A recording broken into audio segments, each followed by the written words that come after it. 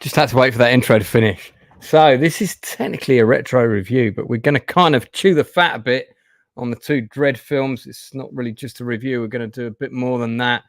I think I've got about 5 co-hosts today. Not all of them are here yet. And I've got one person who's not due to be on this, who's keen. So I'll have to wait to see if everyone's... I don't want too many people on. But anyway, first of all, my buddy who was in the studio with me a few weeks ago, he's now back down under. Hello. Yeah. So, hello. How you doing? Down under. How am I feeling? Yeah. Freezing cold, as you can see.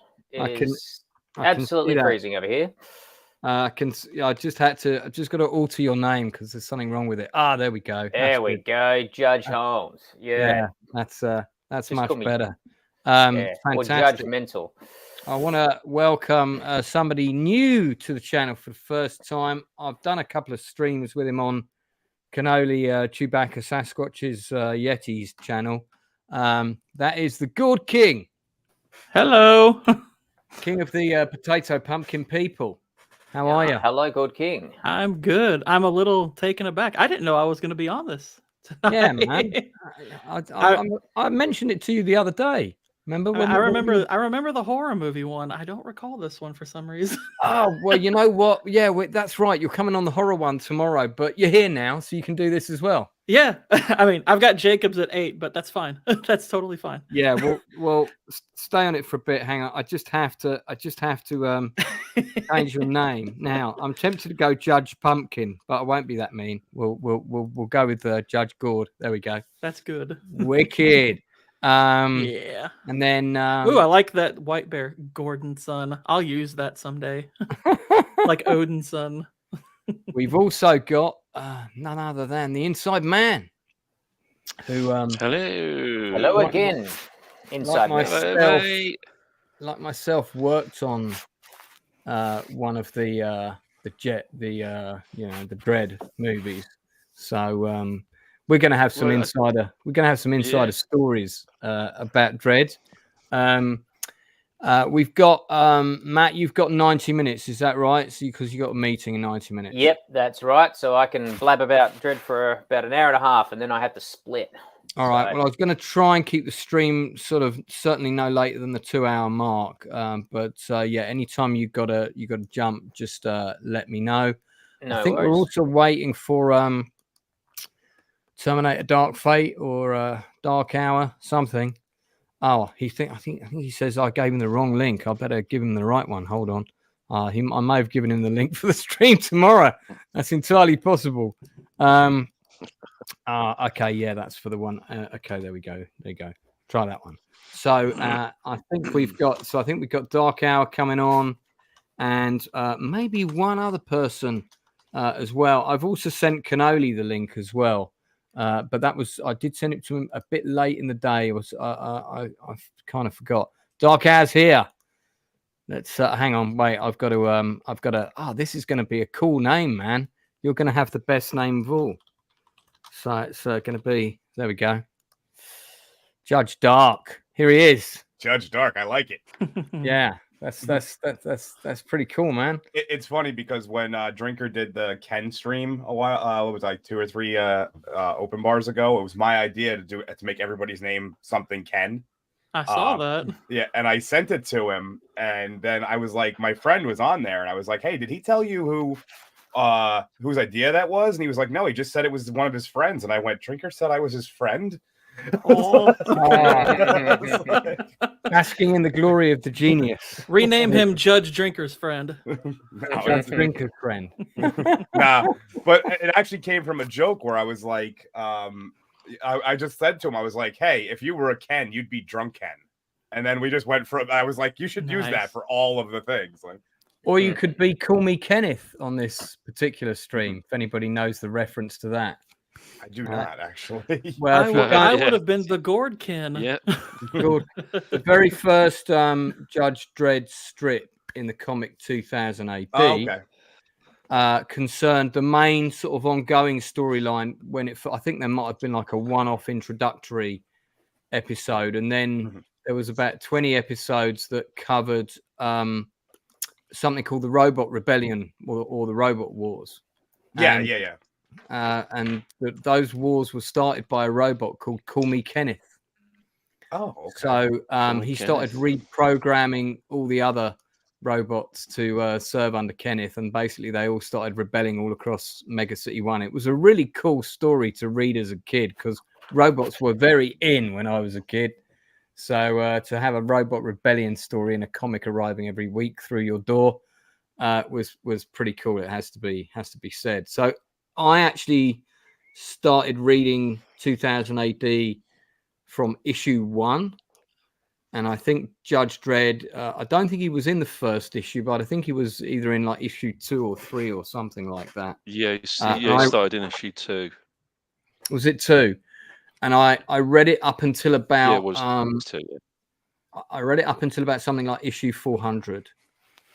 So and I certainly had quite a few of them. Just want to thank Positive Fandom for that super sticker for 99 cents. Thank you very much. Got some other familiar faces in the chat. So hello, Lance, Inside Man, and panelists on the road at the moment listening in. Okay, keep your eyes on the road, but your ears on the stream. White Bear's here. Gordon, is that please term do on the screen? Possibly. Clueless is here as well, and we have David Macy, and also we have Jaden Smith eyes. I don't know if that means that they've removed Jaden Smith's eyes and got them David. Jaden Smith's eyes is I've seen him in quite a few chats over the he usually has some pretty funny comments. So. Well, we're going to talk about both Dreads. Thank you, by the way, David, for that £2. We're going to talk about both Dreads. We've got Melvin in the house. Melvin Deeply's here. We've got Ollie, who's another independent filmmaker, and he made a Dredd fan film, I believe. Oh, cool. So probably has a Dredd outfit. Somebody, I think it was called Judge. It was called Judge something or other. I really wish that was the actual name. Judge that would. I mean, that is a cool name for a Dredd fan film. Judge something or other. Judge something or other. Okay, so of my panelists, who saw Dredd 3D in the cinema in 3D? Judge Dark. I did not see it in 3D. No, I tend to avoid 3D. It kind of gives. Did you see it in the cinema? I did see it in the cinema, but I didn't see it in 3D. Actually, I saw it in 2D at the cinema. Yeah. That's true. Yeah, 3D tends to give me like vertigo, so I just unless it's like something that they're just like you have to see this in 3D because we made the effect specific for it. That like scaled up 3D never works. Yeah, that scaled up. That was a bit of a trend at the time, and it was really crap. Judge Holmes, did you see it in the cinema? No, I did not. I didn't see either of the Dredds in the cinema. I wish I had seen Dredd in the cinema. I intended to, but it just sort of got away from me. But I would not have seen it in 3D. I never see 3D films. I didn't even see Avatar, the new Avatar in 3D. I just refused to watch 3D films. Judge Pumpkinhead, did you see? Did you see I unfortunately did not. If anybody I knew, any friends or anyone had been talking about it, I probably would have. I would have been happy to see this in 3D. When you think about the aesthetic of the movie, I think it probably would have been pretty cool in 3D. And I generally don't like that, but interesting. The one or two people I've met since it came out that did see it in 3D actually seem to enjoy it. So. Yeah, it lent itself. It did as the colors and everything. The way they popped definitely lent itself to that. In the what do you call it? The sequences, the slow mo. Slow mo. Yeah. I can see that stuff probably would have looked relatively effective. Yeah. Judge Man, did you see it at the cinema? Inside Man. Oh, he might have audio issues. I did see it at the cinema, but I couldn't handle the 3D. I hate. Yeah, I'll tell you what I'm going to do. I'm going to pop out and I'll pop back in. Okay, yeah, got audio issues. So, Inside Man has actually got a prop from the Dredd movie. Now, here's the thing: we want to give it away to somebody in the chat today, but the problem is, if that person's based in America, we might have to wait until somebody in our network of contacts is going to America in order to give it to them because it's going to be quite expensive to post. And then also, if we posted it, we'd have to put insurance on it, which means they'd have to pay tax on it. So instead of us giving away this kind of cool free prop, it all turns out to be rather expensive for the winner. But I can show you what it is. And those people in chat, we'll get to a point in the stream, probably not at the very end. I'll try and do this when everybody's still here. But we'll get to a point in the stream where we're gonna give you a competition. We'll give you a question. Of course, this is the one that you bring me on for. The one where you have a really cool prop you're going to give away. Come on. Yeah. I'm not in the crowd. Yeah, really. Well, I don't know. I might let my co-hosts enter the competition. That's possible. So this is the prop. You are being watched by order of the Justice Department. Now, it's a sign that was actually on the wall. So it's a bit of a size, and I can show you I can show you where it is in the movie just to authenticate the item. So in the movie, it is in this scene as Dredd is entering the ground floor of the tower block. There it is on the wall. Oh, cool. And it is that same one. Nice. So we won't discuss how Inside Man appropriated it, but he did, and he has it. So and he's back. I would assume it had something to do with being inside. Yeah, being the inside man, he appropriates things. So that's really cool though. That's a cool. Those are the kind of things that they're just conversation starters that you can have like in your house. Someone's like, "Hey, what the hell's that about?" You go, "Oh, that was from the actual Dredd set." You know, it's like. So Mr. Brown has suggested we should only offer it to people in the UK. I don't know about that. That feels a bit mean. Brownie, a big chunk of your audience is from the United States. I know, exactly. So, but here's what we're going to do. If somebody from the States does win it, what we'll do is we'll try and give it to somebody who goes to the States frequently. I don't know. I'll pick a name at random. Maybe someone called Drinker or something who attends conventions on a fairly regular basis. And then we'll see if we can facilitate a friend of ours to post it when they're in the States. Because it is flat, so it'll fit in a suitcase right inside man fairly easily. Is that fair? Has he still not got audio? Okay. That would actually. I mean, what is it? There's FedEx like envelopes you could use that like you could just pack it in there with. I've worked with sending things internationally before. We can talk about it off air. Don't worry. All right. Well, Judge Dark may be responsible for overseeing the postage arrangements. Thanks for volunteering. Oh, okay. Thank you. You're welcome. All right. Okay. Let's get into these. Let's get into these films. Well, I think Inside Man's going to pop back when he's sorted out his issues. So yeah. Okay. All right. So we got two quite contrasting films here. I asked, so all of us saw Dredd. Some of us saw it in the cinema. Some of us didn't. I saw Judge Dredd in the cinema when it came out, and I was also on the set of Judge Dredd. Who here saw Judge Dredd in the cinema? Anyone? Was anyone born? I was too young at the time when that came Was anyone born then? I was born. I had taste even then. I don't even recall I'm a big coming Stallone out. fan. I'm a big Stallone fan, so and I just don't really. I remember there being a lot, like even as a kid, I remember there being a lot of negative publicity around that movie.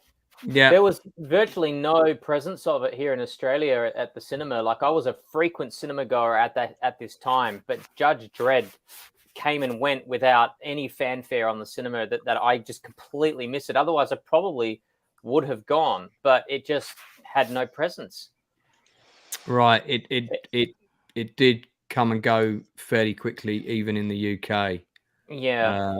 It really was one of those films that people discovered on VHS, as I did, when it hit because I was working in the video store shortly after it came out, and it was really then that it was discovered for a lot of people in Australia, anyway. Right. So, but you've all seen it since? Yeah. Yes. Quite a few times, actually. I remember that one more vividly than I remember the 2012 one, and I saw obviously the 2012 one more recently. So Interesting. Well, we'll get into maybe why that is in a sec. I mean, why don't we do a like you said, do around the board, and we'll get a sense of what we think. Yeah, I mean, do we want to do that first, or should we just get into the production stuff? And also, I was wondering whether we should jump back and forth, or whether we should do one film and then the other. If we're going to do one then the other, we got to start with the Stallone one, because I think we should do them. I think we could jump back and forth if you really wanted to. I mean, they're they're very contrastingly different. So as you go between the two, it's not like visually they look different. There's and I think seeing the difference in take side by side is actually pretty interesting in this. I think I agree. I think that would be useful. Well, let's start with the origin first. So, of course, 2000 AD is one of the most successful British comics of all time. It's one of the few that's been exported relatively successfully. It did sometime around the mid-90s. It took a massive dip. But then it gained a huge resurgence by compiling a lot of its previous stories into compendiums, graphic novels, if you will, and re-releasing them. There's about 30 or 40 volumes of Dredd that have gone that route. This cover of Progue 256, which is in the middle of the Apocalypse War, is one of the most popular Dredd stories. It followed on from the Block War. The Block War story started off as a kind of an innocuous riot in one part of the city, and then pretty soon the judges realized that this block war, which was basically gang wars between blocks, but it was spreading everywhere. And the reason it was spreading was because that there was a Soviet agent from a Soviet bloc poisoning the water system of Mega City 1, which was making people go crazy and violent. So what they were doing was that they were undermining all the city's defenses and getting the population to overwhelm the judges as a prelude to the Soviet invasion of the city, which is what followed the Block War. The Block War ran for about 20 issues. And then the Apocalypse War, which was the Soviet invasion of the city, after they wiped out the southern part of the city with nuclear missiles and wiped it off the face of the earth. And the judges ended up defending what was left of the northern part of the ruins. Was an amazing story, full of action, battles on all scales. Then probably the other most popular Judge Dredd story in 2000 AD, which will no doubt cause several of my guests' heads to perk up, would be that of Judge Death. Are we familiar with Judge Death? Oh, yeah. Yeah. So I might just pop that into good old Michael Google for a second. And that story, when that story came out, I remember everybody was talking about it. And I remember when people were talking about the Judge Dredd movie, and they were saying, I hope they do Judge Death. And here he is. And I remember thinking, no, that's got to be the second film. You can't start with Judge Death. Certainly he would be an amazing character to bring into the series. For anyone who's not familiar with him, he's an undead version of a judge who actually lives in a parallel world where everybody is judged kind of again and again and again. It's kind of like a purgatory world, and he's able to cross over into Mega City 1, and then he goes around judging everybody who's always executed by his hand going through their body and effectively pulling their heart out. So he comes back with several colleagues when he returns for a sequel, and he's been back several times, including in a strip called the Necropolis War or something, which I'd stopped reading 2000 AD by then. But that's just to give people a bit of background. So before we jump onto the movies, have any of my guests got anything that they want to say? But did anybody read 2000 AD before they saw any of the films, or have you since? Matthew first. No. I when Judge Dredd came out, the Stallone film, I had no idea who Judge Dredd was. I have never read the comic. I'd never heard of 2000 AD. So this was my introduction to 2000 AD stuff. But I've never gone and sorted out since. I'm not a huge comic book person. So no, I have to say no on that. I'm not very familiar with it. Gourd King. No, similarly, I'm not much of a comic reader. I've seen images about Judge Death before. It would be as have something I. I probably would have some interest in reading if I'm ever inclined to read any Judge Dredd comics. But no, never read them. Yeah, if you do buy a couple of Judge Dredd compendiums, I'd recommend the Block War and Apocalypse War story, which is one big long continual story, and any of the Judge Death stuff will definitely set you up. Judge Dark. So I have read some of it. It's still not the easiest because of how old it is, and now at this point, like, reading it in order is actually pretty difficult unless you go digital, which I'm more of a physical media person. Yeah. But I have read some of the Judge Death stuff. I'm more familiar with him there was actually a video game years ago. That's right. Judge Dredd versus Judge Death. And that was really what that was my introduction to Judge Dredd years ago. Really, like, obviously the Stallone movie, but like the actual 2000 AD world kind of came from me playing that game. So. Okay. Inside Man. Yeah, I mean, I kind of started pretty much like you right from the beginning. I'd Prog 1, went through to probably about 81 maybe. That was kind of where I kind of stopped. So sort of about 4 years in. Right. Who's turned on the aircon? What on earth is that noise? Yeah, I think that's me. Give me a sec. Could you just check that that's not Judge Death entering through an air vent, because he does take on gaseous form. So Jaden Smith Eyes has said Judge Dredd versus Death on Xbox. Oh man, I missed out on that. I need to. You can still get it on PC. Actually, it's still. I have a completely usable copy on Steam. That it's one of those games that no matter how advanced computers get, it still plays just fine. So. Well, let's talk about the aesthetic look of the two movies. Now, I think most people will agree, including probably everybody here, that Dredd overall is the superior of the two films. Oh, absolutely. There are lots of reasons why that is. But there are some things that I thought the Stallone movie got right. And dare I say it, I think there's a couple of things in production design that I think they did better. Or should I say not better? That's the wrong choice of words. More faithful to the look of the comic. But Stallone's costume, let's go with the look first. There was a lot of talk in 2000 AD about who would play Dredd. When it was first discussed, it would be on the letters pages all the time, and everybody always thought that Clint Eastwood should play Dredd in the 80s, by the way, and maybe he could have done back then. Yeah, certainly got the voice. Been interesting. But so this is the Stallone look. Now it's very faithful to the look of the costume in the comic, because you've got the eagle kind of on the side, you've got the chain, you've got the badge, and then you've got the big. They had a name for those things on the.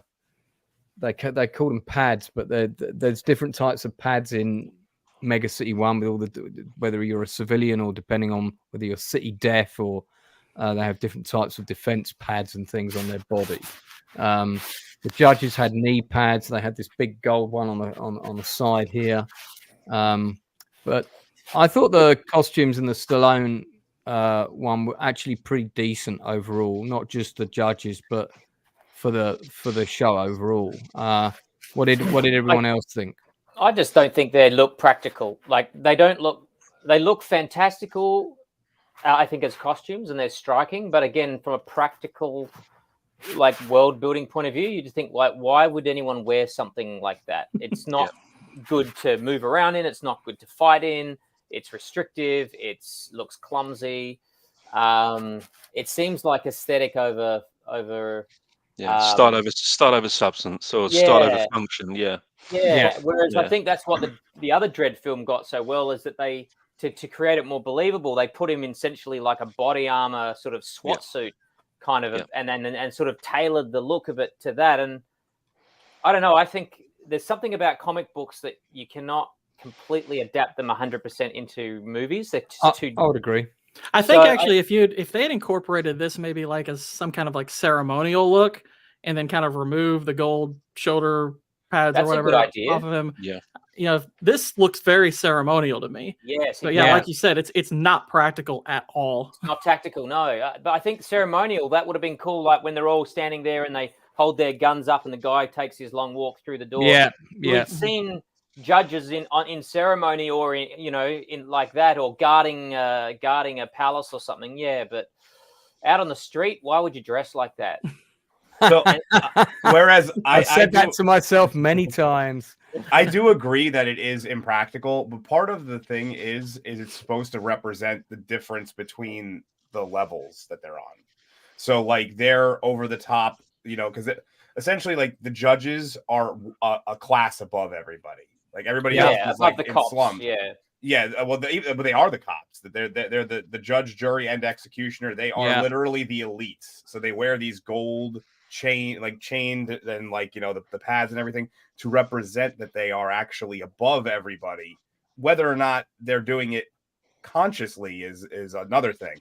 But everybody else is in like the street level people wear like tattered clothes and stuff for the most part. So it's supposed to, and I agree that in the comics versus practicality of real world, it doesn't make so much sense. But from an aesthetic purpose, it does serve exactly what it's trying to do, which is to show this huge gap between those on top and those on bottom.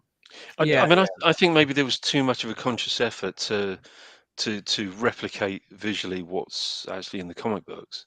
I think if you can represent what's in the comic books, but without being too visually close to it. I mean, it's the essence of the stories that you really want. That's for me personally. I mean, the character in the Stallone one, I mean, he was represented as almost a kind of semi superhero kind of character, whereas in the comics, he's like this sort of neo-fascist, no nonsense sort of arse kicker, and he's an anti-hero. He's not a hero. That's one of the things that I think they've really got dramatically wrong. Oh, that's where they didn't trust the source material at all, did they? No. And so there is a bit of a disconnect in the Stallone film, because he is, you can tell he's really meant to be the stoic anti-hero of the Dredd film, but they've tried to impose this, this more positive hero on him. It just doesn't work. They tried to make him, dare I say the phrase, they tried to make him more human. They gave him a warmth, like the scene where you see him teaching the students when, of course, he's got his helmet off, and we'll come back to that in a sec. And that happens as Inside Man reminded me. It's 12 minutes into the film, so it's not long into the movie before that happens. I think people would have forgiven Stallone taking his helmet off if it had been 60 minutes into the film and it had happened when an explosion had happened and it ripped his helmet off and he'd been injured. Now he's got his helmet off, but the fact that it was also done so casually, and that kind of, there's something about Dredd that needs to be almost dehumanized because he's so cold and unforgiving, but then there's also a humor there in the comics, the abruptness, that it's got that same dark tone as very much as the RoboCop movie in the comic strip. Yeah, it's kind of slightly acidic, isn't it? It's quite acidic humor. It's not, which is probably what makes him such a hard character to adapt for the screen, because he's such a difficult protagonist to get behind, because he is that neo-fascist, dark. It's not the kind of hero that a big budget film normally goes for. So I often like, when it comes to characters like this, I often like to use Dungeons and Dragons terminology. Dredd in the comics and the Dredd film, I would say he's lawful neutral. He goes either way as long as he's falling within the law. Whereas the one in the Stallone version is more like a chaotic good character, where it's like he's just good for the sake of good and doesn't really care how he gets it done.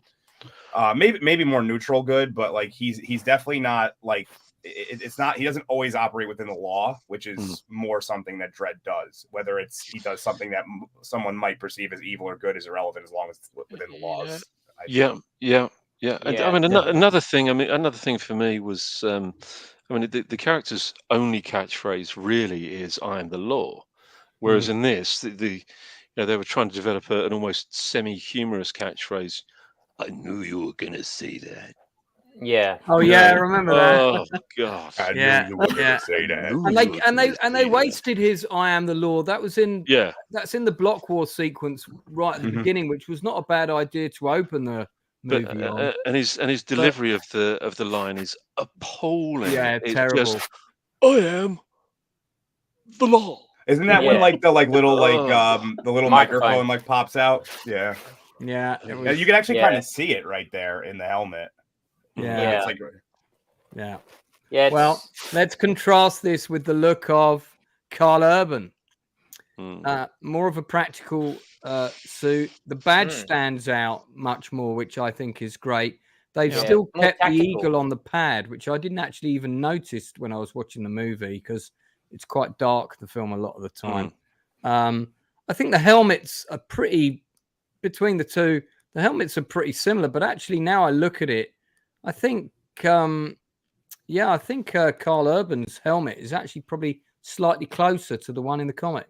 Carl what's Urban's with that little X going across his eyes? That looks like it's a visual impairment. That the X across the eyes is, I think that aesthetic is the same in the comic. Pretty sure it is. Yeah, but for a tactical suit, they've made it practical and realistic, and then you've got these two things that are literally crossing your field of vision. They're for supposed a guy that needs to aim and. So for the comic, they're actually supposed to come down over his nose. That's his nose piece, but right. So it would actually be further down, where his eyes would actually be more in those like triangular sections. Maybe it was a negotiation with Carl Urban's agent that, look, okay, I'm not going to take the helmet off, but his nostrils and his mouth and his chin have got to be in. Whereas, well, you would still if it was so the way it is in the comic. I don't know if you still have it pulled up. It literally like X is like it goes like this around his nose, the X. So it's like not that one. No, not that. We haven't got onto that yet. It's okay if you don't still have it. It's fine. I mean, you can see it in this. Oh yeah. Picture here. It kind of rests on his it's his nose piece. I don't know why they aesthetically chose to do it that way. It actually shows less of his face that way, and it just looks. If you go back to the Dredd helmet, not the Judge Dredd, the band, it also makes it, in my opinion, look like it's ill-fitted. Whereas it's more accurate, like visually, but like the form fittingness of the Judge Dredd one for Stallone is a little bit more accurate because it actually seems like it fits his head properly. Yeah. There's something a bit more. I don't know. I find the helmet of Stallone actually a little more aesthetically pleasing, oddly enough. Than I don't know, the way that it goes, it's sort of longer at the front and then goes back around his neck, whereas the other one feels different. The Dredd one feels as though it's going lower down his neck and higher up on his chin. From a practicality standpoint, that probably makes more sense because it's now covering more of the back of your neck. It's just, I would say that looking at them side by side right now, the Dredd one, the Carl Urban one, looks a little bit more mass produced. Like it's almost like they would. It's just standard issue. They give it to everybody. Whereas the Stallone one looks more along the lines of like it is made specifically for the person. Like it follows his jawline and stuff. Yeah.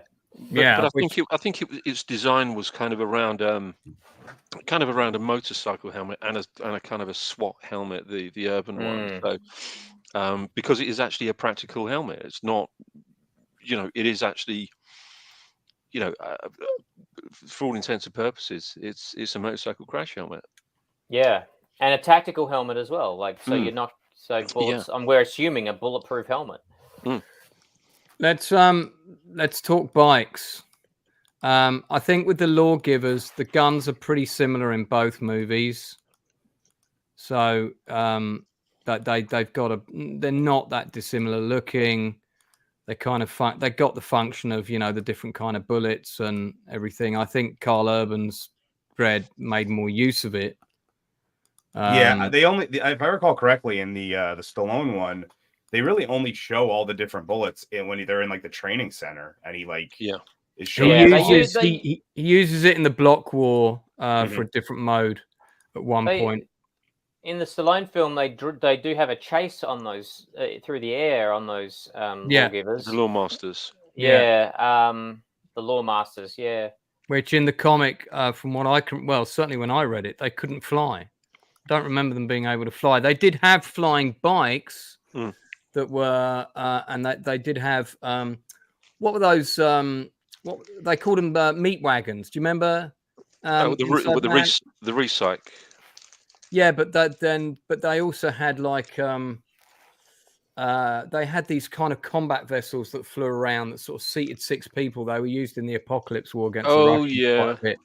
And I think they were called maybe they were different from the Meat Wagon. I can't remember, but certainly it had a combat ability. And there were a lot of vessels that could fly in Mega City 1 in the comics, but most of them, because people couldn't afford them, were on the road. And a huge population of Mega City 1 actually lived on the road as well, in vehicles on the highways. There was actually a couple of episodes in the comic about that, that people lived in kind of massive motorhomes because they couldn't afford lodging, or there wasn't any space in any of the city blocks. But the Dredd bikes really kind of look like motorbikes with a bit of, I'm trying to find a picture of one now, with a bit of plastic stuck on. They sort of look like somewhere between like a motorcycle and a jet ski. Yeah, I would say that's fair. That's a fair and like comment. most of the Judge Dredd movie feel really over designed. Whereas in the Dredd film, everything in that film is so stark and pulled back and stripped down. It's almost sort of East Berlin in the 50s, isn't it? That kind of everything's really hard, straight lines, no detail. I don't know, the world that I understand of the comic books, I know it's the 2000 AD comics look very colorful and very inventive and highly stylized, but I actually feel like the story that they're trying to tell of this future world and Judge Dredd, I feel like the Dredd film really got that right for that type of story. But that's just my opinion. Yeah, I mean, it's dark. It's dark in every sense of the word. You know, it's dark in visual tone as well as its its narrative tone as well. Yeah, it does really feel quite dystopian, and like if the world did come to that, that's probably an approximation of what it might look like and how people would be living. I guess it's taking the Batman Begins attitude. Start again, boil it down, make it real. And it's a shame it didn't spawn a sequel because and I thought they did it smart too by starting with a very contained story, and then they could have gone bigger. But Carl Urban was pushing for like as recently as like a few years ago just to get a sequel made. It was like he was even pushing for like 8-9 years, and then I think COVID finally was like he was like, I'm done trying to push for this. There's no way it's going to happen now. Well, a lot of fans were too. He's still connected to the Mega City 1 proposed thing. Yes, but he is. I don't want to jump around. I want to stick with production design and all of that, all the artistic stuff for the moment before we get onto story and plot and cast. So this is Mega City 1 in Dredd. Okay. Now I think this is a Mega City 1 building in the comics. And they had a lot of balconies, and they were much more dome shaped with wraparound balconies and this kind of look. And I was on the set of Dredd, which is a funny story, but I won't. Judge Dredd. Judge Dredd. Yeah, I blagged my way into being an extra. In fact, it was all night shoots, and I was only on it for one night because I wasn't even supposed to be there. So as soon as I could get out and go home, I did. But because I wasn't even getting paid because I wasn't supposed to be there. They just thought I was an extra because I had a long, like, punk coat on and long black hair because I was a bit of a goth at the time, if you can believe that. So, but this is the Dredd set. Now the Dredd set, can't see it in this still, but it was absolutely massive, and the buildings went right up. They were really high. and they had the look of the buildings in the comic. What you didn't have back then was really amazing CGI to expand upon it, but you do have that. I really like that opening sequence where they fly above the city.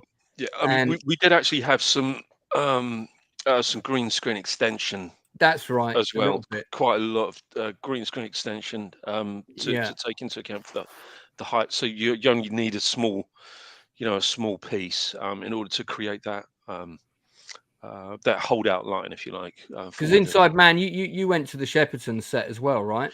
Yeah. I was on it pretty much from day one, which was beginning of August '94, right the way through to I think it was December. December. Yeah, of '94. it was that set was there for a long time because I visited Alan Marks at Shepperton 3 times, and it was there every time. But if you look at the big crowd scenes and you look at the attention to detail with the crowd, they try to get them to look like the crowd in the comic. A lot of the small vehicles are lifted directly from the comic, so the look and the feel of Mega City 1, for me, it was definitely overall it was more faithful to the comic. Now, it doesn't mean to say that it was a better film. This looked like Earth a few years from now, and that's exactly what they were going for. Yeah, there's even Canary Wharf there. Yeah, no, I got that, but the reason that they went for that was not because this is the look we're going for. They sat down and looked at the budget, which was only 40 million, or 35, I forget, wasn't massive, especially compared to today's standards. And they didn't have enough money for alien costumes. So they said, we're not going to have any aliens. It's going to be a human population. That's it. So no mutants. So you didn't have any mutants. Whereas if you look in the extras of Judge Dredd, there's a lot of mutants that have been impacted by the cursed earth, wandering around, people with melted faces and that kind of thing. And then they also didn't want the streets and stuff. There wasn't going to be any futuristic cars. Everybody was going to be in regular cars except for the judges, who were going to have souped up bikes. Whereas, in the mega city of the comics, in the year that we're in, everything looks a bit futuristic. There aren't any old Volvos and things driving about, whereas of course we're straight into a car chase with Dredd, with kind of camper vans and things. So see, this is where I think there was more of a connect with, certainly with me personally, with this with Dredd itself, because I think because it felt such a real world. Because it is a real world. The majority of it is a real world. That most of these things aren't sets; they are locations. You have the set extensions, the CG extensions, but most of these things are not sets, apart from the stuff that was done in the interiors that were done in Cape Town studios. The streets are Johannesburg, and London. So, you can't get better than the real world, I think. Yeah. Yeah. Well. Sorry, go on. Agree. Yeah. No, I'd agree. I think the real world aspect of it is what made Dredd feel like the stronger film. Was it a more faithful adaptation of the material? No, but probably a better adaptation, but not faithful. Yeah. Well, yeah, like you brought up, the budget on Judge Dredd's actually twice what Dredd's was. The amount. Yes, despite it is. Yeah. Being 17 years prior. I mean, Judge Dredd had like about the same budget as the Lord of the Rings movies individually, like around $90 million. It's huge. Yeah. And it's actually quite a good-looking movie. Like, probably for up to that point, was probably one of the best-looking movies since Blade Runner. Especially its streets and its visual style was. I remember watching it for the first time and having never heard anything about it, and I remember just thinking, "Oh my God, this film looks incredible! Why have I never heard of this movie?" And then you got into the plot, and you kind of realised why. But we'll come back to that. I'm going to show you where they were shot. This is where. Hold on, mate. This is Shepperton Film Studios. So this is one.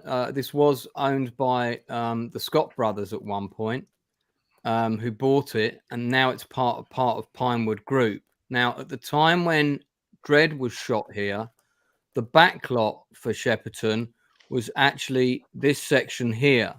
So they only had these buildings here and this section here.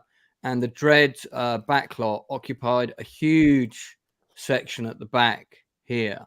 So they hadn't got all of that. Now the backlot for Shepperton is actually down here. And on the other side of the woods. So they've extended it, you see. But I remember that literally it was quite easy to access the Dredd set because it occupied such a huge section, and you only had to go round the corner from the offices of can't remember the Magic Camera Company, I think it was called, that Alan worked for, and boom, it was right there. So that's where Dredd and a lot of other movies were shot. That's Shepperton Film Studios, which is right on a reservoir. When you're coming into flight, if you ever fly into London, you will always see this reservoir out of one side of the plane window because the flight path is just north of here. So if you look south of the reservoir and you see the cluster of white buildings, that will be Shepperton Film Studios, and you'll be able to see whatever set is there. This is Cape Town Film Studios. They've currently got a couple of pretty interesting looking sets here. So I don't know what that is, but if you can see the way that they're built with all the different street opportunities, which is always very interesting. Something going on with some boats over here. And then you've got your water tank here. This studio hasn't been going that long, I believe, and I might be wrong, but I believe this might be the set that was originally for Black Sails. Because I think the show. Yeah, that was shot in Cape Town. And I believe it was shot at this studio. There are a couple of other studios in Cape Town, but this is the one with the big sandbank expanse and all the rest of it. Yeah, because all of the port stuff in Black Sails actually all shot inland with a water tank in front of it. So it was not a port that was built on the coast so that they could completely control the weather, because the weather in Cape Town on the coast notoriously changes all the time. So you never would have been able to control the water around that set. So that's the Cape Town, and as you can see, they've got lots of room for expansion here. So they've chosen a pretty good location there, plenty of room to and there's also coincidentally there's a really nice country club just over here with a golf course. There's always one of those very near to most film studios. I'm sure it's just a coincidence. So that's where the two films were shot. Now, the main set of Dredd was not actually at the studio, which is the balconies of the interior. They actually had to find that in Cape Town itself. That was an existing structure, which they then adapted, and then all of the other bits were all shot there. So there you go. There we go. I think the look of the films, in their own way, the look of the films are both quite strong. Would we agree? Oh with yeah, that? absolutely. Yeah. Yeah, and quite unique in their own way. They don't really have anything on each other. No, I'd agree with that. Well, let's get into the casting, and then we'll talk about the one quick thing on the look. So when it comes to anytime you're adapting comics, you got to remember that, especially one that ran as long as 2000 AD, it has changed over time. I think that specific picture you showed looked very Dave Gibbonsy. To me.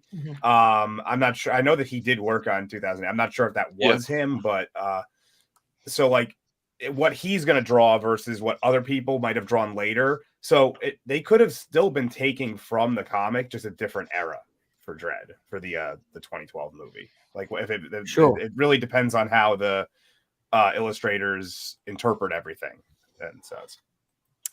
No, I accept that. I have read some strips that are fairly recent, and you've had a couple of, one of the guys who used to draw Nemesis did a really odd looking Dredd strip where I couldn't even tell who the characters were, and I don't like that too kind of wacky.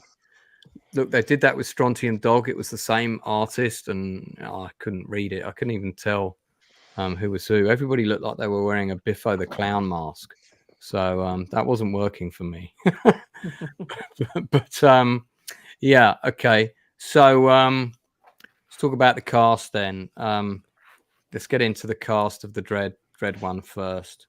I think actually, having watched this again recently, overall the cast for this film was pretty bloody good. The problem was they were not well served by the script, which we'll come back to. But you had an extraordinary number of very talented actors in here: Jürgen Prochnow, Max von Sydow, Armand Sante, Sylvester Stallone, Diane Lane. I thought was a pretty good Hershey.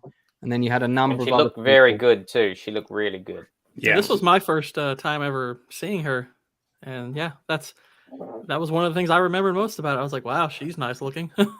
Any other of my male guests wish to compliment Diane Lane? Please do it now. I mean, well, what was it? Joan Chen was looking pretty damn good in that movie too. Yeah. Oh yeah, that she was. part. She looked amazing. Yeah. I just remember in this with this cast, Armand Asante was just he just chewed this everything, like from the scene.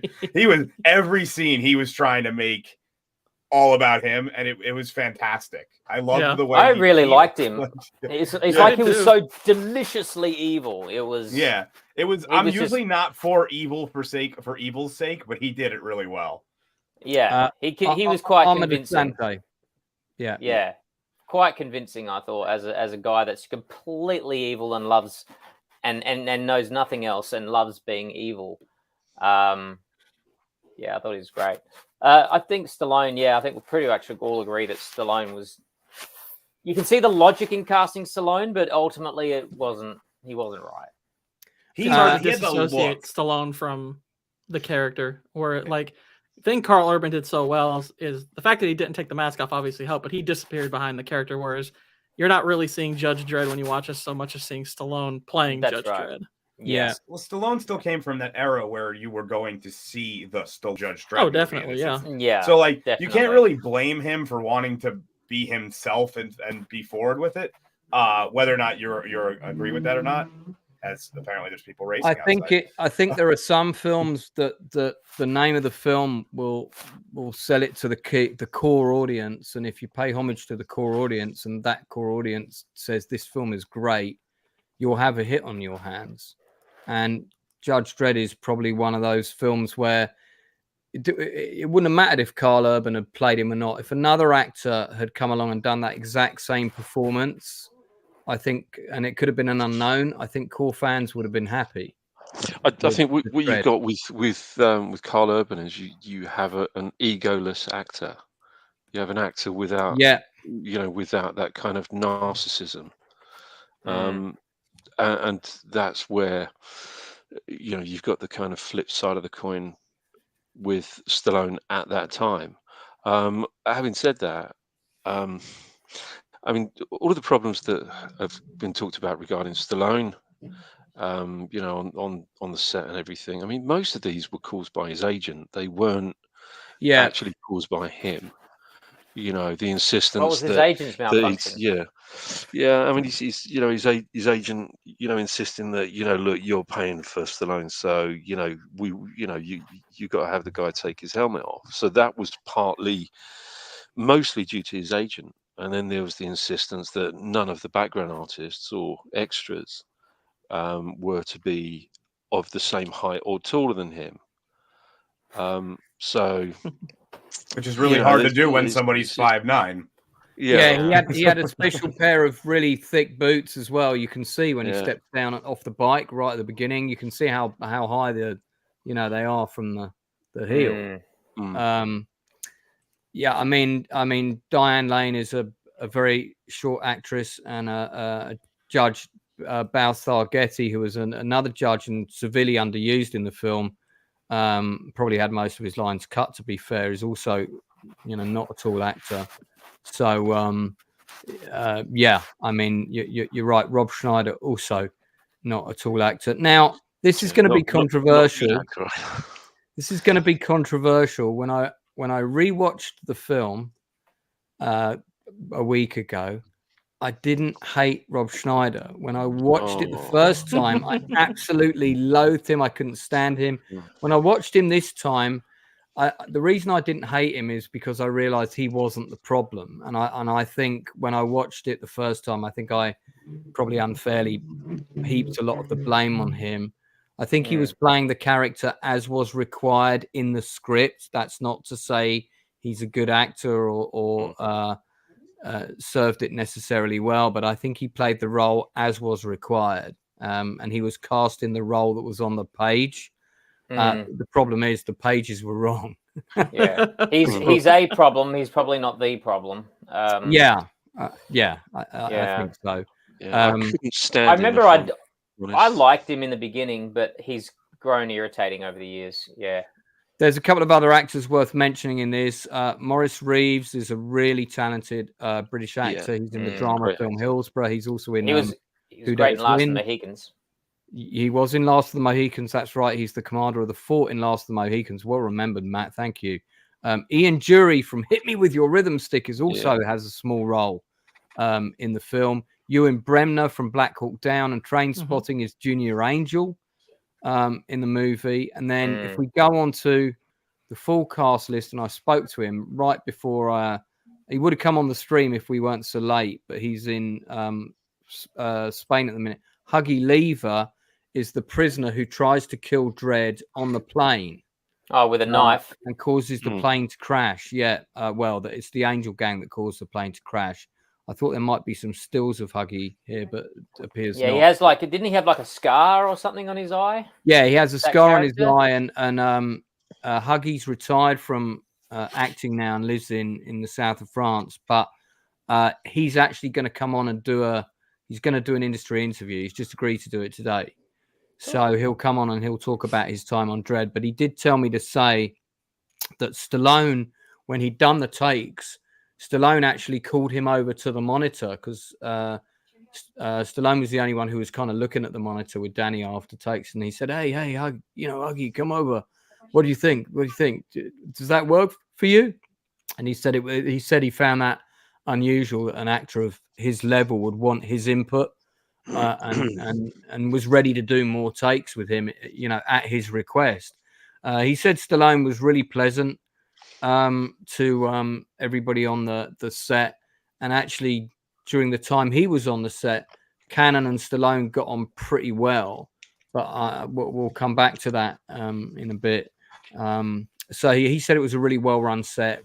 Everybody was very happy, and not what I can remember. Well, he was on it near the beginning. Because I think they shot a lot of the dialogue scenes were shot in order early on.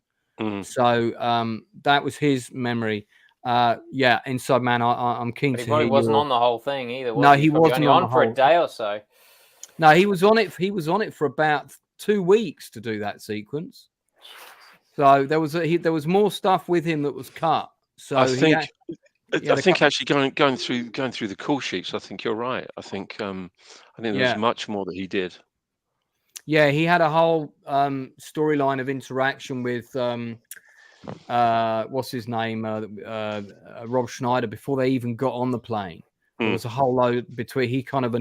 Schneider annoyed him, so there was already set up that they didn't like each other. That was cut. You've got a whole load of other known faces from the British acting community. Steve Toussaint is a very talented actor. You've got Stephen Lord. These are all people that did relatively small roles. And Adriana Barbeau was uncredited. Yeah, sorry, is that how you pronounce it? Yeah. Ex-wife of John Carpenter, right?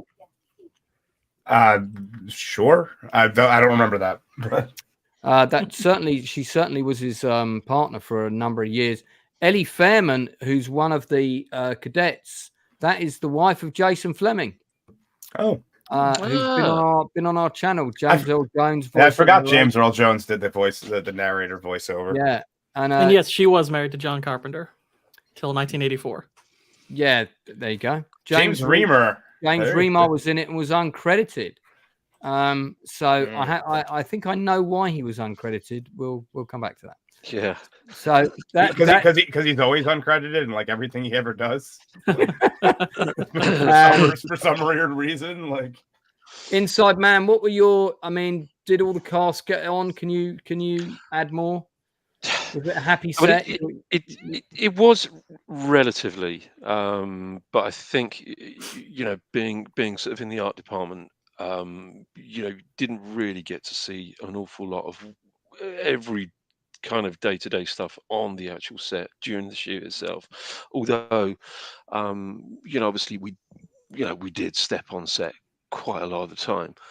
It started off good, and then the general consensus was that not that Danny Cannon was out of his depth. It's more that he was chosen because he was a young director. He hadn't had a great deal of a track record prior to this, and he was easy to manipulate. He was easy to control, and they wanted because he did the Young Americans. He'd done the Young Americans before, which is an excellent film. It's an excellent film, and it's a great shame because the guy was really into it. He was genuinely really, really into it. Yeah, he was a massive Judge Dredd fan. Yeah, I remember. So it sounds like he thought he had the dream job, and then he gets the job, and then it just turns into hell. Oh, Matt, that rings bells. Doesn't that sound familiar? Yeah, I know someone else who went through that recently. We'll have to do a stream about it. I'm kind of close to him. Yeah. There's Andrew G. Virginia. It was him and Mario Casar were the two main. They were funding a lot of movies back then, weren't they? Yeah. Those guys. Andrew's passed away now. Casar is still around, and I am chasing after him as I speak. Literally. So there's the full costume. Interesting pelvic section. I was going to say, look at that cod piece. I don't remember that. Like, I don't think that. I think that's a still pose with the bike behind it. I don't think there was a moment where he got to do that in the scene. Although Stallone probably tried to get that in. I wouldn't be surprised.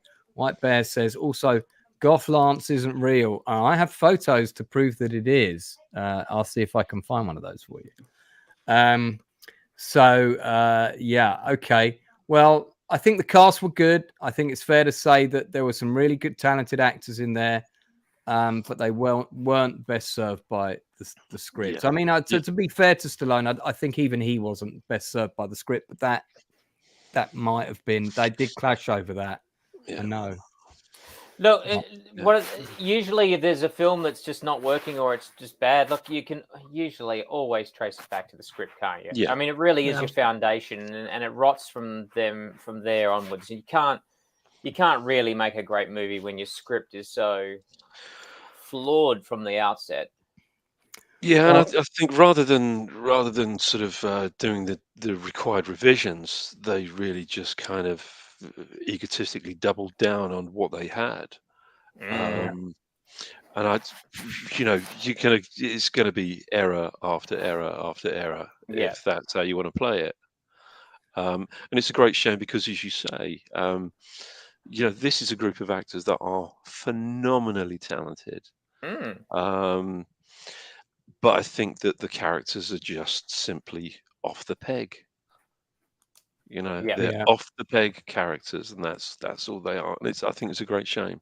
Visually, it looks great.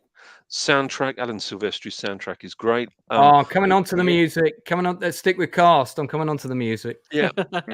Stick with cast. Okay, cast for the Dredd film. Through. Yeah, don't change horses in midstream, Inside Man. The Dredd cast might not have as many big hitters, but it's a good cast. Wood Harris really is a fine actor. Yeah, gets his hand blown off in the movie in rather spectacular fashion. He's great as kind of the criminal.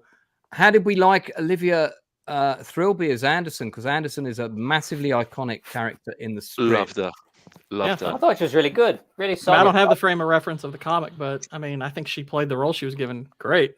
You genuinely felt like she was out of her depth the entire movie. Can you guys guess who the British public at large wanted to play the role of Anderson in the 80s when it was being talked about that it might be a movie even back then? Can you guess? Who was blonde and iconic in the 80s in British subculture? I was going to say blonde and iconic in the 80s does not sum it up. That was everybody was I would have said Glynis Barber, maybe. That's an interesting choice. Who was in Dempsey and Makepeace and Blake Seven, for anyone who doesn't know who she is. Or more importantly, she was in Jane. Well, the name that was being mentioned at one point was, funnily enough, was Blondie, the singer. Wow. Really? Yeah, Debbie Harry. See, Melvin was there with it. Congratulations, Melvin, but that wasn't for the prop. Sharon Stone was mentioned further down the road when they talked about Dredd again, and her name was mentioned. It was touted as possible for the Stallone project, but then the storyline with Anderson was dropped, so she was taken out as a character. I thought Olivia Thirlby was great in this. Yeah, she was.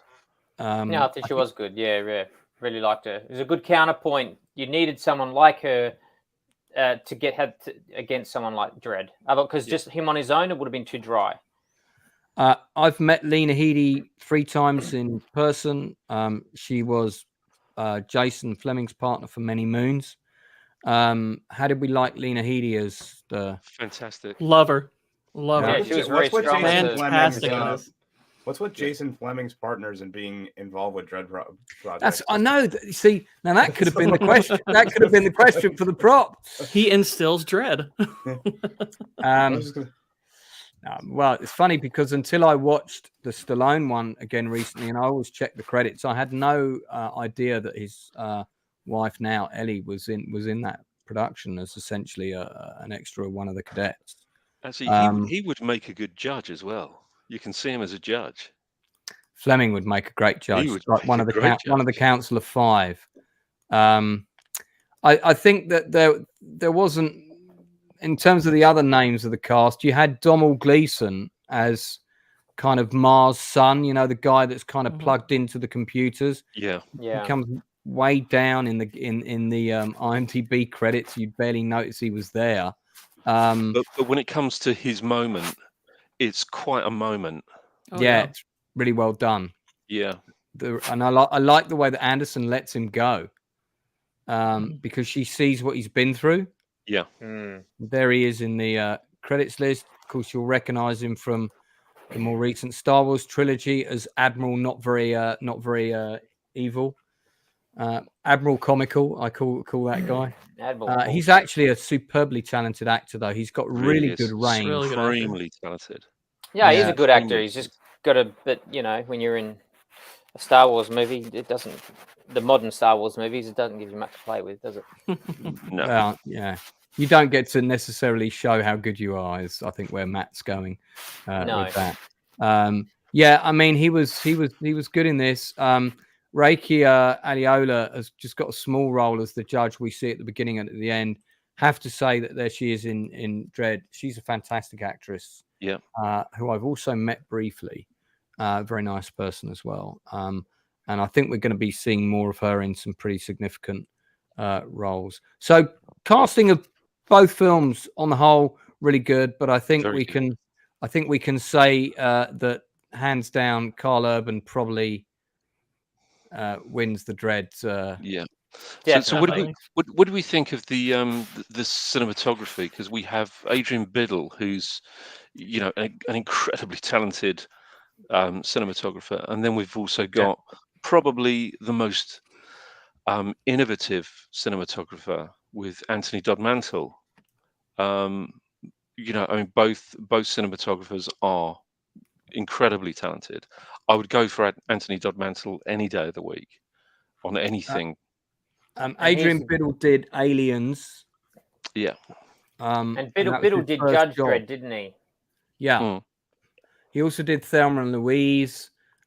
His son, Alfie Biddle, is a DOP, and he shot the Pegasus Bridge trailer with me, and I didn't find out that Biddle was his father until we were driving to France. And so, how did you get into this? Oh, my dad was a DOP. Done anything I would have heard of? Aliens, Thelma and Louise. Oh yeah, I think I've heard of those. Oh, Man, that yeah, fiddle. those two small projects. Yeah, Mhm. were they short? I think I've heard of those. Were they short films? Yeah, no. So it was funny as well because all of my crew knew exactly who he was because they'd already had that conversation with him when I was off directing things, and I didn't know until we did our own little mini shoot and we went down to shoot the bridge on our own. So that's pretty funny. Stephen Ransom's just popped in. Welcome to the channel, Stephen. I've not seen you before. Hail all, Stephen's a Dredd is a good dude. masterclass adaptation. Proof that audiences don't know squat. Loved it when I saw it in the theaters. Daylight sci-fi, I called it. Perfect. Well, we do like it here. So there you go. Melvin says Olivia was a bad choice for Anderson. Physically, she looked a bit small and not intimidating, but you need to remember that in the context of that movie, we're meeting Anderson right at the beginning of her journey. In the comics, when we meet her, she's already a hardened judge. Yeah. So we're meeting her when she's like 35. Here we're meeting her she's when a rookie. she's a rookie. And I think they did that deliberately because they probably wanted to bring her in again and again and again in subsequent films. Yeah. So I actually think she was a good choice in that context. Yeah. You would have gone for somebody like Sharon Stone if you wanted an older Anderson or, someone in between those kind of age groups. Anthony Dodd Mantle shot he did Slumdog Millionaire, Last King of Scotland, 28 Days Later. Yeah. The Kursk submarine film, that was really well shot. Sequel to Train Spotting. Rush. God, the cinematography in Rush was amazing. Yes, it was. So, yeah, I mean, I think both films look really good. They look great, both movies. Definitely. I mean, Definitely. I think it does. I mean, Judge Dredd looks of its time. In fact, I actually would argue that Judge Dredd looks like it's an 80s movie. It does, Yeah. yeah. I would agree with that. It does look like an 80s film. A really, really highly produced 80s film. Yeah. It's got beautiful, sharp images and it's got great contrast and but it is very 80s and very much of its time, which is kind of why I like it because it has this sort of old movie kind of feel to it. It does feel like a Stallone vehicle of the 80s. It's just a little bit out of its time, isn't it? Yeah. Well, that was kind of commonplace in the like the mid 90s. A lot of the 80s action stars weren't really sure what to do anymore. They were all a lot of their films were starting to flop. I mean, you had your Terminator 2s and stuff that did phenomenal. But then, like, for every Terminator 2, you had a Last Action Hero that didn't go well for Arnold. Same thing with, like, Stallone. He'd have a hit, he'd have a miss. And then it started to become hit, miss, miss. It was, Yeah. Yeah. But, but Dredd very much feels like a movie of our time now, isn't it? That very much that total, I don't know, not revisionist, but, going back down to gritty, realistic, grungy, taking a comic book world and trying to insert it into the real world. Yeah, I mean, I know that John Wagner, the original creator of Dredd, he was sorely disappointed. Him and Carlos Esquera were sorely disappointed with the Stallone one. Yeah. Because it just, you lost so much of the character, and it was really, I just didn't like the character in Judge Dredd at all. I just didn't like him. Like I say, I just felt like they were really off the peg characters, and very predictable, very one-dimensional. It's very paint by numbers, wasn't it? The original Judge Dredd? Yeah, it was. Or at least It what was we paint by ended numbers, up with felt very paint by numbers. Yeah. Moving on to the score for the film. Alan Silvestri did the music for 95 Judge Dredd. He wasn't supposed to do it. Kenny Dannon's regular composer and the guy that he brought into the industry was none other than David Arnold, who went on to do Bond and various other things. Arnold, very talented. Arnold would have done a great score. I actually think that the Silvestri score is pretty good. It is good because it's Silvestri, but David Arnold is a magnificent composer that really does not get as many gigs as I think he should get. I mean, Stargate and Independence Day as scores are just wonderful. Yeah, big movie scores. You know, well, Arnold was actually replaced by Jerry Goldsmith, but as the post-production dates fell further and further behind, Goldsmith was forced to drop out because he then went on to shoot First Night. He did First Night in Congo.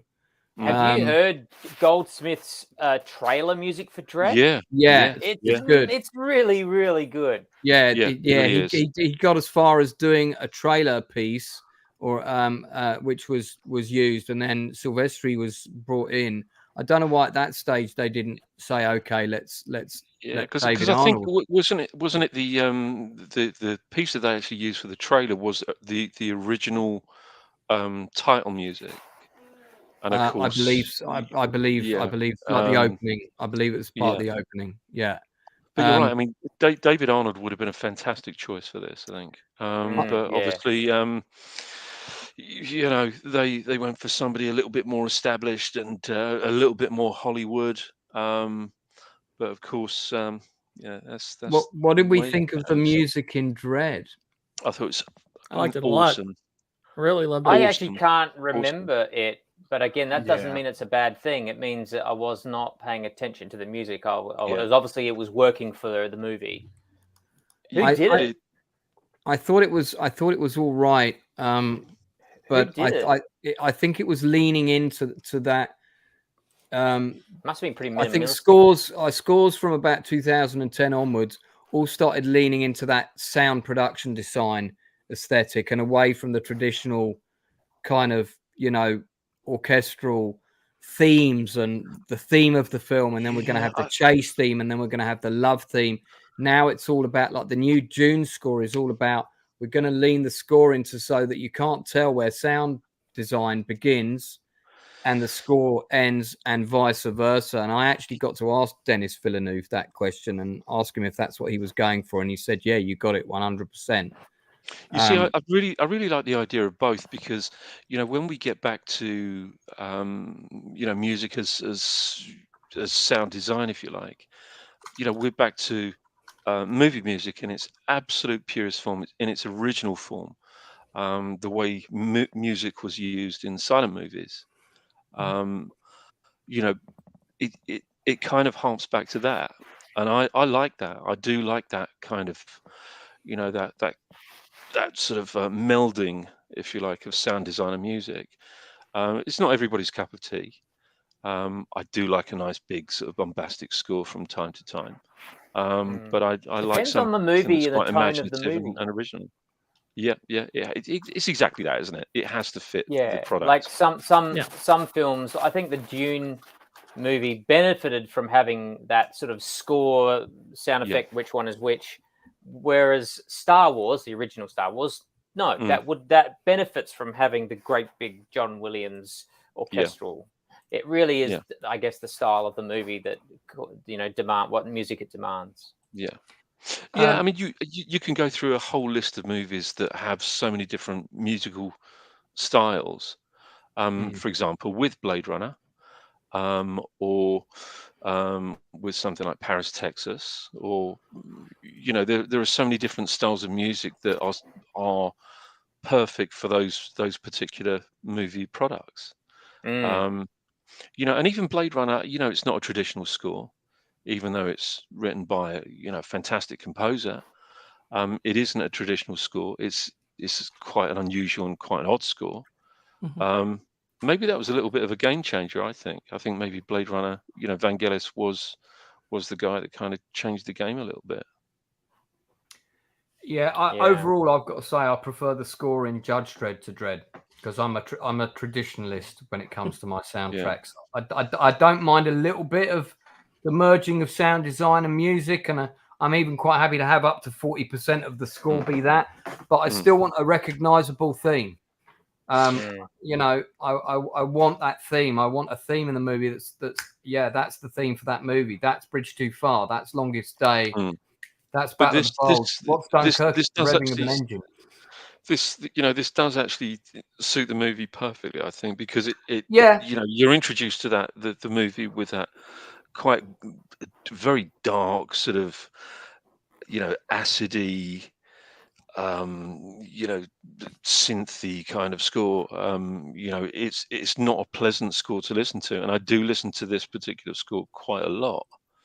It's not a pleasant score to listen to. I've never actually gone to listen to this score on its own, the Dredd score, which is I won't be. I probably won't be anytime soon. But there's an interesting. Hold on, there's an Inside Man interesting because Gourd King has to go soon. Yeah. Sorry, I was waiting for a segue to jump in, but I just have just want to quickly say there was quite an interesting thing that they did with the slow-mo sequence, which was they slowed down it was a Justin Bieber track by something like 600% or something. Oh yeah, and that was what they used for the. Isn't that's on the Wikipedia page? That piece of music, I think it's for the bit where they take the drug and everything goes into slow mo. But Gourd King, I know you've got to go and plant some pumpkins in the patch. So, dude, we've put your link in the chat, but I will after the stream. I'll add it into the blurb below. So anybody watching this after today, all the links for my relevant guests, because I wasn't exactly sure who was turning up until the night. I'll put them all in the blurb as well underneath the stuff here. What have you got coming up? You're probably going to be on a stream with Cannoli fairly soon, I think, and you're also coming back tomorrow to do our top 5 horror, right? That's true. I've got your show tomorrow. I'm going to be on Jacob Ironside's show here in just a few minutes. We'll be talking next week. I will be on Cannoli Sasquatch's channel where we're talking Lord of the Rings, Fellowship of the Ring. And I think I'm on that again because that's part 2, right? Yeah. I've got to come back and do my Lord of the Rings poetry for Vex, so I don't want to miss out on doing that. And I have my Rings of Power episode 1 video essay coming in the coming days. Yeah, that's like your 9-hour edit video. Not that long, but it's as long as the entire trilogy. Not so bad as it will be when you've done all three of the movies. It probably will. Listen, it's great to have you on here for the first time, kind of unplanned tonight. We're going to see you tomorrow. For those people tuning in, we're doing top 5 horror films tomorrow from 1970 till 1990, and they have to be set in the known time of the world, so up to 2023. So Alien, which isn't set in 2023 or earlier, unfortunately can't be included. I had to take that off my list. So looking forward to getting into that, and I've got Inside Man on that tomorrow as well. But great. All right. Well, listen, I'll take you out so you can shoot off because you've got to jump onto another channel. But thank you so much for coming in for the first time. Love having you on. It's been great to see you. Thanks, man. Thanks for having me. Good to meet you all. All right. Thank you too. Thank you, man. Ciao. All right. So look, let's as we head in towards the end, let's talk about the plot and the scripts of the 2 movies, because I think really for one of them that's where it all went wrong, and also we should also discuss whether we feel that the raid hurt Dredd or not. And I think that was all something that came through the press. I apart from the fact that the 2 films were set in a big building, I didn't see any comparison between them personally. I've never seen the raid, so I can't comment. Yeah, I mean, you want to start? You want to start with the raid thing? Yeah, let's get into that. Do you want me to go first? Yeah, jump in. So I do think that it hurt it, not because of the action. It was because anytime you start comparing something, people are just going to gravitate towards the first thing. Yeah. It tends to happen. So like if you're like, oh, it's a lot like this, people, and it's coming out, and it's like the other thing's already out, so I'm just going to go watch that. And I do think that did hurt it in that sense. But like I think you were just alluding to, it had some common elements, but it still felt pretty different. Like, I mean, one of them's set now, the other one's set in the future, and it's in a dystopian world. The other one's basically about a police bust in a tower block. Not only that, the raid has like that kind of like keeps escalating feel, but like in like a hyperactive way. Whereas this one had more of like a tension style escalation, where it's like he's running lower on ammo. There's more people getting involved. It was always like the odds don't go up in the raid. It's just that the pace goes up. Whereas the odds of actually they don't go down, but the odds of success in Dredd always seem to go down a little bit with every like subsequent floor he goes through. But I think it's also important to remember that the Dredd was written and went into production before the raid went into production. Yeah. It just so happens that the release dates, Yeah, and their shooting schedules actually did overlap. I mean, at one point they were filming at the same time because there were accusations of plagiarism and this kind of thing. Again, this was all from the press. The production companies never said this. No. And it was everybody was going it's just like the raid. The raid's better, and I didn't think that the raid was it was just a different film that happened to be set in a tower block. And there's a lot of other films that Die Hard set in a tower block. So I didn't really, but I think Judge Dark, you're right. By virtue of word of mouth and just the press doing their thing, I think it did hurt the box office, particularly in the States. Where there's two films about action in a tower block. Well, I'm only going to go and see one, and I saw the one that came out first. I think you're right. There was also that, and it was essentially a reboot of something that already had a pretty poor reputation as well. Yeah. So you're getting comparisons from both ends, which wasn't really helping it. Because really, also, sorry, Matt, go on. No, you're right. You go. I was just going to say also, I think that. With Dredd, I mean, a lot of people did think that this was going to be more of a sequel to Judge Dredd. And you're right, because the first one failed, a lot of people had misgivings about going to see a second one. Prejudging. If for want of a better phrase, so excuse the pun, but it was prejudging it. Yeah.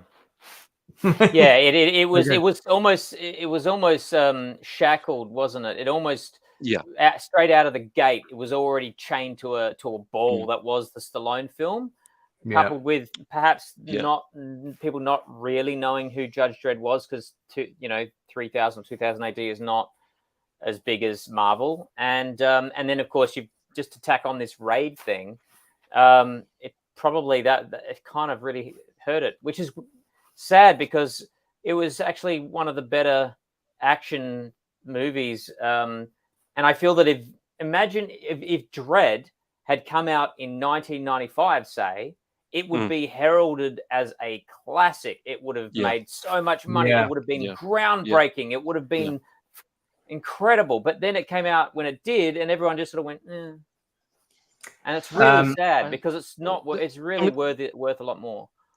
I think distributors are also to blame. The way they went about the distribution. There's some quite bad stories about what they did to hamstring the movie. Really? Distributors, mate. Don't get me started on distributors.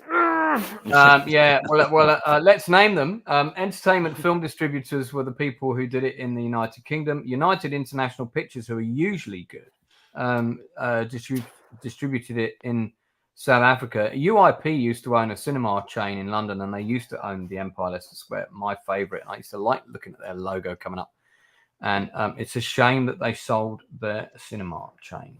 One other thing that's worth mentioning about Dredd is that Dredd was directed by both Dredd films have this in common. They were both directed by relatively inexperienced directors. Pete Travis, who directed Dredd, was mainly well known for doing the Omar television drama in 2004. He'd done Endgame and Vantage Point in 2008. So he had handled reasonably big films, and prior to that he did Cold Feet on TV. Wasn't there production? He got kicked off of this film at some stage. Well, it was. I mean, Alex Garland, more or less, was a kind of a de facto director on this. This is the thing I don't understand is because Garland offered him the job, right? Garland offered him the job. Garland had directed before, and he wrote the script and co-wrote it with someone. I don't understand why Garland just didn't direct it himself in the first place. Why bring someone on and then kind of undermine them and effectively kick them off. Yeah. What happened there? You know. Yeah. Who I mean, knows, I do like Alex Garland though. I think he's a supremely good writer, and director. You know, he is a great director. But yeah, it's a real pity that they butted heads on this. Yeah, it is. I mean, because Carl Urban actually said it got to the stage where he was only taking direction from Garland. Yeah. So, right. well, look, I know Matt's got to go. There isn't loads more to say, but maybe we should talk about the Stallone story a little bit before we finish, because the one thing I do want to say about that is it got cut 5 times. Yeah, the Stallone one, to get the required certification that they wanted. And if you watch the sequence at the end when all the Janice like clones start coming out the beds and that, then you don't see them again. And it was very obvious to me that something had gone wrong there even when I watched it back before I was a proper filmmaker. And sure enough, there was a big sequence where Stallone shot a whole load of them. And Hershey took some out and stuff like this, and all of that was cut. I'd actually really like to see an uncut version of I'd like to see the 18 certificate version of Judge Dredd. That would actually be really cool, wouldn't it? If Canon actually was able to go back and actually do a version of the film that was just so much more in line with what he was going for. I'd definitely be up for it. I'm not a fan of family-friendly movies, to be honest with you. No, I like grown-up movies. Absolutely. Like, I mean, it was produced by make it R-rated. It was produced by 3 companies, which was Hollywood Pictures, Synergy, and Edward Pressman. Well, Hollywood Pictures was Disney, right? So Hollywood Pictures was Disney. Yeah, well, I don't think we'll see it, but I mean, I would love to see a longer cut of the movie, even though the movie's got a lot of flaws and all the rest of it. I would like to see the full adult cut of that film. Yeah. Well, we probably never will, unfortunately. I've got to run. Sorry, mate. I got to run. Yeah, you've got to. I got to bow out. But I would just like to say, Matt's got a production meeting because he's a real filmmaker right now. So. Yeah, I got my production designer having a meeting today about the new set that I'm building. But I actually really liked Judge Dredd, the first one, when I saw it. But I enjoyed it, and I watched it multiple times on VHS, and it was sort of like a bit of a family favorite with my dad and my brothers, and we all just loved it. But we had no concept of Judge Dredd or who he was. This was just a Stallone science fiction fun comic book movie that just came out, and we all just thought it was funny and silly and entertaining enough, and it looked beautiful, and it had lots of special effects and action, and we thought it was a bit of a Star Warsy movie for the 90s, and we just enjoyed it. It wasn't until I started learning about Judge Dredd and how he never took his helmet off and discovered the comic that I was like, now I get why everyone's so down on it. But to me, it still holds that little special place in my heart of a fun movie. But I totally get people's misgivings about it as an adaptation of something that already existed. I totally get it. Sure. But it'll always be a film I enjoy and like only because of I came to it with no expectation. Having said that, though, I think Dredd is a superior film. I think Dredd was a fantastic. Dredd actually felt like a violent RoboCop movie of the 80s, but done in a modern way. And I think it's a crying shame we never got a sequel. I think it's a disgrace, and I really wish it did better at the box office because it deserved it.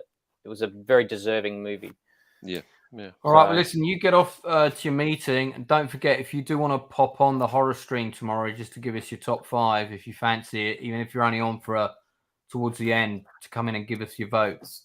Do pop on. Sure. Are you on at the same time? What's your? No, we're starting earlier, but we'll probably be wrapping up about the time you're getting up. So all right. Well, I'll when I get up, I'll see where you guys are at, and if I can, I'll jump in and give you my top 5. So you're in the future right now, technically. I am in the future, guys. So Matt actually does prove that time travel is possible. I do indeed. So I'll see y'all. I got to get back to the future. So All right. see you later, Dude, guys. Thanks for coming on. I'll see Back you to the soon. Future, also done by Alan Silvestri, by the way. Yeah, there you go. Wicked. Take care, Matt. See you soon. Cheers, Okay, mate. so he's got to run. Well, we're kind of heading. We're sort of wrapping up. We're coming up with 95 minutes. I want to say a little bit more about the problems I think that the Judge Dredd script had. I felt like it tried to do too much as well. We had our bad guy who was Armand Asante. He kind of had an interesting backstory that wasn't fully explored. It was like Dredd had a brother that he also took down. It would have I kind of felt like maybe the film should have opened with that scene. Yeah. Yes, when they were 100%. younger and set all that up. And then, now we're 20 years in the future or whatever. So that for me felt like that was missing. Yeah, I think because you're absolutely right there, because I think later on, when we start sort of having all of that information revealed to us, it's just expository. Everything's exposition. It's very tell, don't show. Yeah. Then they brought in this guy from the ABC Warriors. Yeah. He was kind of like an Easter egg, but he was like a massively expensive Easter egg that sort of came in and was kind of used, but again, I just thought that there wasn't enough set up with him, and he was kind of wasted and kind of also wasn't needed. And I felt the time they spent on him could have been better. You also had, I don't know if I can find a still of them, but you also had what in the comic book were called the City Defense Units, who were effectively civilian armed volunteers who were the next line below the judges. Yeah. And they would kind of fight low-level crime, and they were sort of like your regular police. Now, they were the guys that were running around with the massive guns in the Judge Dredd film, had very cool costumes, had very cool guns, but it was never really set up or explained who they were. So, and even if you had read the comics, you wouldn't necessarily have made that connection, because in the comics they looked a lot more basic. They were just guys in jumpsuits with helmets and a utility belt and a gun. They weren't guys that looked like RoboCop with a machine gun that looked like it had 1,000 rounds in it. Yeah. So even though they looked great, they were fab. Again, there was no setup for kind of who are these guys, and why do they suddenly come in and have authority to shoot people?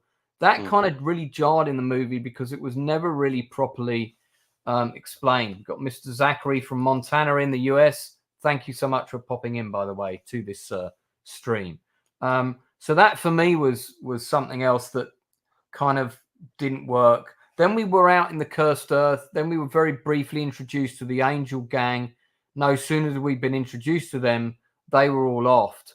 And I just felt it's a bit like a Batman film where you put too many villains in it. Yes. Yeah. And you don't properly. And they got into this kind of superhero 360 mode with not just Batman, but other films where it was like, we've always got to explain who the villain is. And actually, I'd be very pleased to see a villain in a superhero film where I know nothing about the villain at all. And we find out gradually who this person is and why they're doing what they're doing, or maybe we don't find out at all. But I think you're right there. I think there were so many different aspects of 2000 AD, or rather the Dredd strip that was dropped in. Almost as like, oh look, see, it really is Dredd. It really is Judge Dredd, because we've got this in it now, and you see, we've put this in now. And there were just too many little bits and pieces that they felt that they had to add, and it just, the script just, I think, as Matt said, it's the primary source for all the rights and all of the wrongs. If it's a success, then it's down to the script. I mean, this could have been a success. These are the flying cars, by the way, that you used to get in the original comic. So the bikes didn't fly, but they had these kind of like 4-man open top armored personnel carriers.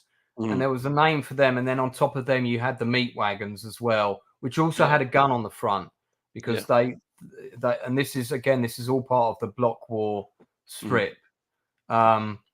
Incredibly, well visualized. Everybody always seemed to have mad haircuts in Mega City 1, and this is the Block War in action. And again, you've got one of those kind of sort of hover, call them a hover bike exactly, but so I did like a lot of the production design in Judge Dredd, and I like the music, but the script, man, I just like, why did they go with that story with the brother? Why not something more iconic? And then the plan with Dredd was just to do a regular day in the life of a judge, and that worked so much better. As Matt said, it was better to contain the story, Yeah, I think you got to have sympathy for Danny Cowan, because it was it wasn't that the movie exceeded his reach by any means. I think he could have done it if he was left alone,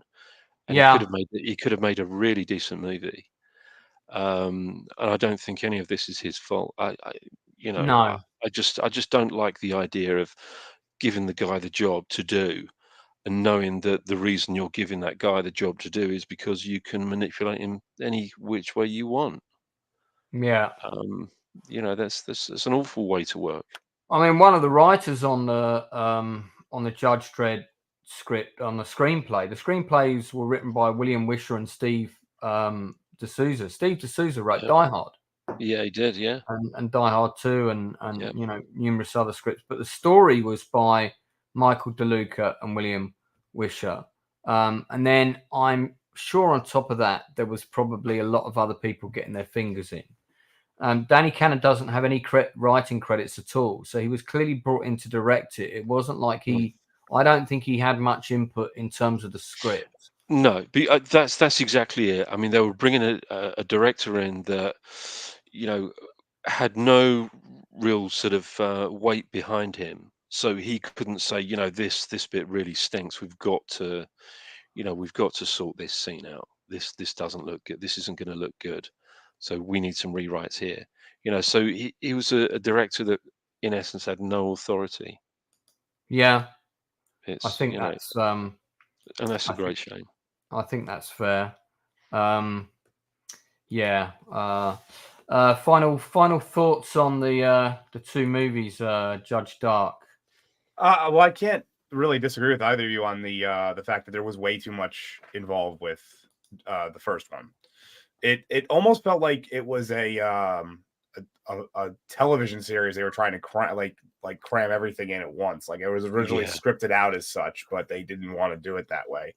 And like, if you wanted to do the Judge Rico storyline, you do that one, but then that gets immediately relegated to like the background. Yep. And he only pops in from time to time to flush out like very little about it. And then you have I briefly saw the picture in there, like it's mostly told through like random computer hacking scenes, and like trying to like get past like, oh, who's this picture with this baby and all this stuff, and like, why is it like all the background information that they're trying to tell you ends up like that. In passing, you find out that they're both clones because he can use a judge's gun because he has the same DNA, and then that's how he frames him, but like it's not explained particularly well. And then like the ABC robots, the everything, there definitely was either multiple movies here or possibly a television series. And it's a shame because the world of Judge Dredd, the 2000 AD world, is so well fleshed out over a long period of time that to have it kind of just in bits and pieces and like you almost said, like Easter eggs, is a real shame, because it's like right here, the ABC robot, other than having that like suit, I don't want to call it controversial because it's really not by standards of like regular people, but for the studio, of him tearing the one judge, Jurgen, I never remember his last name, like the German guy. Prochnow. Prochnow, that's it. Right. Like him tearing his like limbs apart, and like they actually like there's a whole big thing about like the blood falling down was like almost bumped it up to like a R rating, and they like really fought hard to like keep that scene in. But they did the whole thing with also sending a judge for their walk into the cursed earth, and I just thought, that's another iconic moment from the comic strip. Yeah, it felt very rammed in to this story. It almost doesn't. He almost does it out of just like because it's something that you know from the comics. Yeah. So we're just gonna throw it in because he just like randomly does it. He's just like, oh, I failed you, so my people are now need me. I'm gonna go off. And it look felt who like Par Angel is from the Judge Dredd movie. That's our man from The Walking Dead. Herschel from The Walking Herschel. Dead. Yeah, Herschel. Yeah. He looks pretty much the same there. Yeah, he aged like shit, but then he stayed the same for a while, I guess. But and then with Dredd, it just felt like at the 2012 one, like you said, it was more the day of, which almost felt like, and it's almost like they could have did a little bit more with it because it almost felt like a single issue of like, and I don't mean like a single storyline that they were covering throughout the movie, like literally a single issue of the comic. And but what a great setup for a sequel though this was, wasn't it? Yeah. I mean, it just lacked focus because this set, you can see the guys getting out behind Dredd here. This sequence, you see this sequence happening and they're all starting to open. Then you never see it again.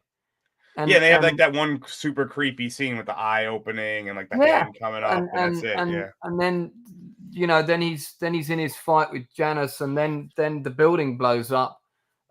These guys all got. He machine gunned a load of these guys, but they cut it out. And I'm thinking, God, there must have been a way to. You've had loads of people killed in the film already. Come on, there must have been a way to have shot that it didn't look that gory, and they weren't even fully formed yet. So I mean, it's very in the realm. You could have had like that like they're not quite people kind of feel to it. Yeah. Here's a little something that anthology. It is a little something that actually made me quite sick back in the day. I was actually offered one of the actual clones by Nick Dudman. Right. He said, you can actually have one. I thought, amazing! I'm going to have one of the Judge Dredd clones. Why didn't you take it inside, man? What happened there? Which ex-wife? He had to get permission. I mean, he was his effects company. Was a company called Pigs Might Fly, right? But he had to ask permission from Synergy to give me the clone, right?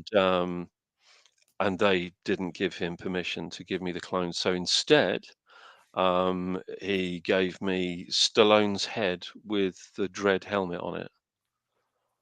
Oh, yeah. So I've got a silicon rubber. You've got that helmet. I've got it's actually the concept helmet. Wow. It's silicon rubber, so it's a foam filled silicon rubber head of Stallone's, and it's got the concept design helmet on it.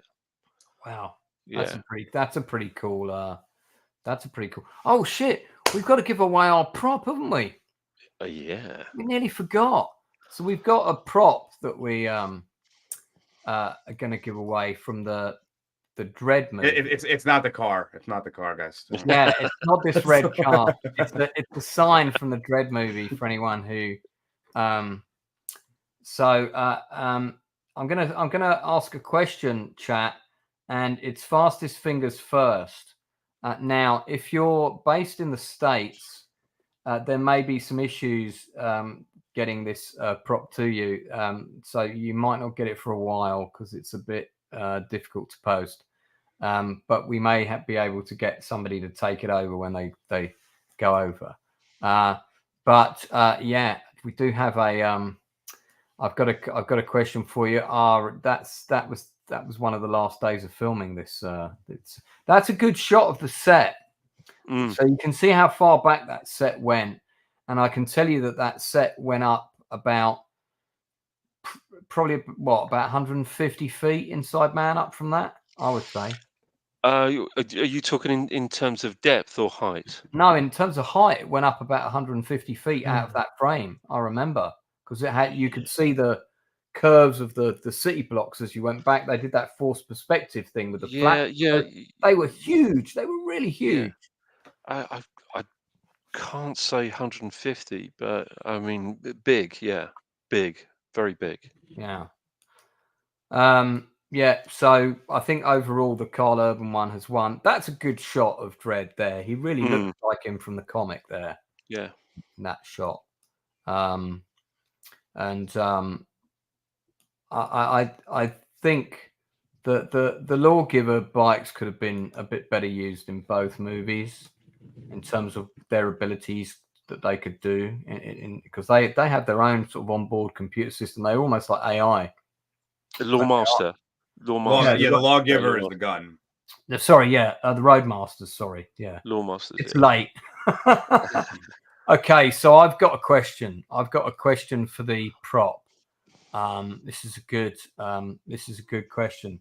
So people in chat, be ready. And thank you. So the gun is the Lawmaster, and the bike, of course, is the Roadmaster. I did like the big thick wheels that they had in the comic, and they went for those in the Stallone one. So okay, so here's your question: who did Stallone?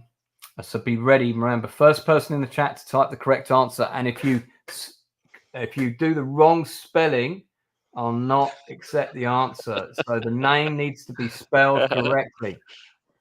So who did Stallone personally select to design the futuristic yet functional attire for the film? And that includes Dredd's outfit. So who did Stallone personally select to do that? And we're not going to say anything here. I'm just going to wait. We're going to keep talking until the first person types it in. I mean, I wouldn't be. I don't know the answer, so I could just throw random things out there. No, don't say it because you might randomly throw the right answer out there. We don't want.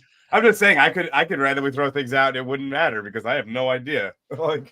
Well, the person who previously designed. Did the concept for the costumes and stuff was a designer called Anton First. He's a production designer and he also did sketches for costumes and things. But Stallone personally selected somebody. We've had Jean-Paul Gaultier suggested. We've had Leslie Tompkins suggested. You might there's Alan Tompkins, of course. Jaden can't answer this. David Macy's got it correct. It was Giovanni Versace is correct. David Macy. David Macy's got it correct. He spelt it correct as well. And he said it 3 times, so you owe him 3 props now. Then no way, says Jane Smith Eyes. You know what? And until I did my research recently, I had forgotten about that. So Versace did the costume, hence the big cod piece. So David Macy, I believe, is based in the UK, and I think you're already in touch with him, Inside Man, because you read the script that he wrote. If I remember right. You passed it on to me. I'm not actually. I'll get an email address for David so you can. Yes, please, mate. Yeah. So well done, David. You've won our. Dave. You've won our Dredd prop. Technically, it doesn't matter if he Googled it. He got it right. It doesn't matter if but I suspect that because I know David works in the industry, he probably knew the answer for that. But anyone could have Googled it, guys. It's just a question of who's going to write it in chat first. That's the way the competition works. Technically, there was no rule against Google. So. No, there was a no rule against no Google. I think I said that right. Okay, so tomorrow. We're back on tomorrow, 9:30 UK time, to do top 5 horror films from 1970 to 1990. The films have to be set within the known Earth timeline. So that's 2023 backwards. So the film Alien cannot be included in that list because it's set far into the future. So I'm back on tomorrow with the Gourd King. I think Inside Man, you're coming on that as well, aren't you? Definitely, yeah. Mr. Dark, you're very welcome to attend if you're available. I will see. It's earlier, right? You said, right? It is earlier, and what you could do is, like I said, I think I've already given you the link. So what you could do is you could, when we do them in order. So when we get to number 1, which will be near the end of the stream, you can actually come on and give us all 5 of yours. Okay. I'll see about that because I may have something going on tomorrow, but okay. If not, at minimum, what I could do is I could just send you my list and be like, this. You could send me your list, actually. Absolutely, send me a list if you want to do that. That's no problem whatsoever, and do that. I'm afraid our dummy prize, which is this vehicle, will have to wait for the moment. So. Guys, thanks so much for coming on the stream tonight and staying. It's great to Judge Dark, or rather Dark. Dark Hour. Dark Hour. Yeah. Can I have your link to put in the chat for your? Yes, sure. Do you want it in the private, or do you want me to just drop it in the comments? Do you want to put it in the because you're not a mod, so if you want to put it in the private chat, I'll copy and paste it and drop it in the chat right now. So Dark Hour has got he's not really called Judge Dark, has got his own YouTube channel. Do you just want to tell us quickly what you do on there, sir? So a few things, actually. Obviously movie reviews. Some of them I go a little bit more in depth on specific like fight sequences, which is where what I started with for the most part. Those ones are pretty fun. I'm actually currently working on my first video essay series about since I didn't have a channel back when the Star Wars sequel trilogy came out. I feel like I want to do some stuff on that, so I'm doing a whole series on various aspects of Rey's character and why she sucks. Is the stream called Why Rey Sucks? It will be. I actually haven't named it yet, but all the audio is recorded. It's being assembled video now. So I can tell you the first one has a lot to do with her home world and languages that she speaks. So understands. We talked about it the other day. I also have a bi-weekly stream with a friend of mine, the Uninspired Reviewer. It's called the Uninspired Hour or so, where we do Star Wars Catan. Where we do kind of an in-depth look of at like a single movie at a time, and actually, you're going to be on it this upcoming week. So, that's right. I'm going to be on Dark Hour's channel talking about Blade. Yes, because it is on its 25th anniversary. So we're doing that. God. So Saturday, that'll be Saturday night, won't it? Saturday for you, yeah. I've left a message for Donal actually about it and said, look, have you got any stories or whatnot, then please fire me a message. So I'll see if he gets back to me between then. Princess Fiona has said, how can you comment on aspects of her character? She doesn't have one.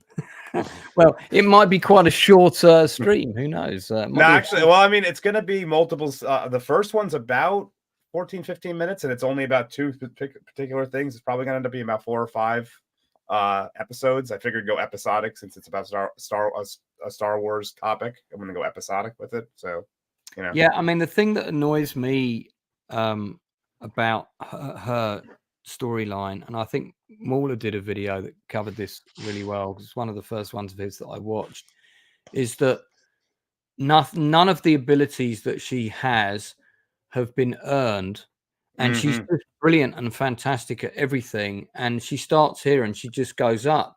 She never seems to have a thing where she gets absolutely beaten or broken, only in terms of frustration of not knowing who she is because the writers couldn't make up their mind.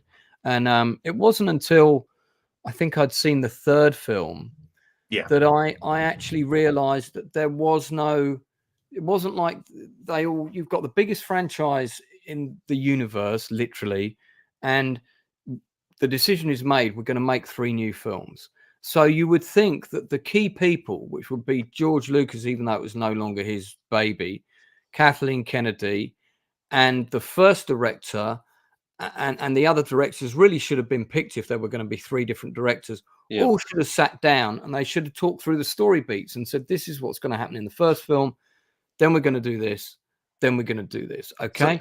So that's kind of where I'm going with this, is that there are things that I even in the first one, I allude to things that won't even get brought up until later essays about if maybe you placed it in a like this in this spot, it would have made more sense down the line here. Yeah. It's a very I'm going with a very domino effect. But you know that they didn't have that meeting, and that basically what happened was they did the first film. They got what's his name, Ryan. No, it was J.J. Abrams did the first one. Then it was Ryan. Yeah, but Ryan Johnson, and they got Ryan Johnson on, and they said with the second film, do whatever you want. Yeah.